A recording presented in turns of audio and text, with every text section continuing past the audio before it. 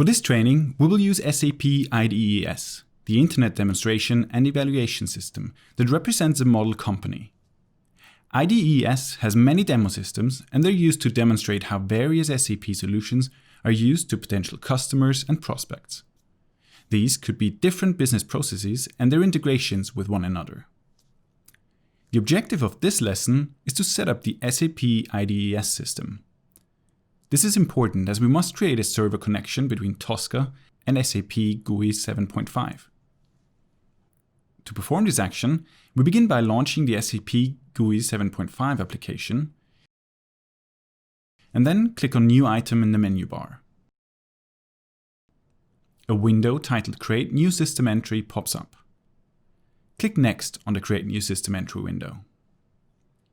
In the System Connection Parameters section, input the parameter for the fields Description, Application Server, Instance Number, and System ID. Put the Tosca server name into the description field. Next, put the Tosca server value into the Application Server field to ensure that it connects to the Tosca server. Instance number is where we enter values between 00 and 99. These values connect to the correct Tosca channel. And finally, we have System ID, which is a unique identifier of the instance number field.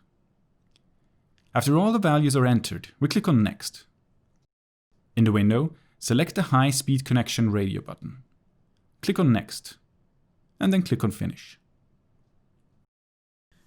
We're now able to view the IDES extern connection details. Double-click on IDES extern and we're immediately navigated to the SAP login page.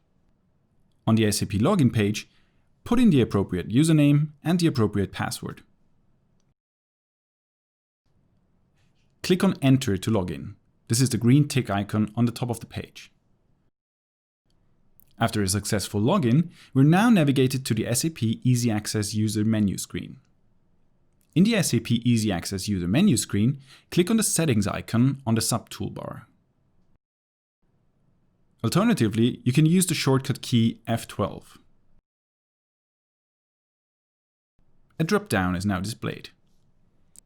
From the drop-down, scroll to click on Options.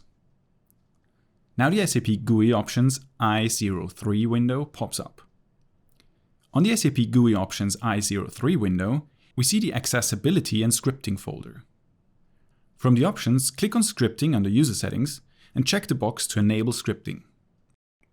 Then uncheck the boxes for Notify when a script opens a connection and Show native Microsoft Windows dialog. This action is performed to avoid any notifications from popping up. Once all of these actions are performed, click on Apply and then on OK. This step ensures that we have enabled scripting on the client side. Please ensure that Enabled Scripting is selected on both client and server sides. In this training, you'll only have to worry about the client side, as we made sure server access scripting is enabled.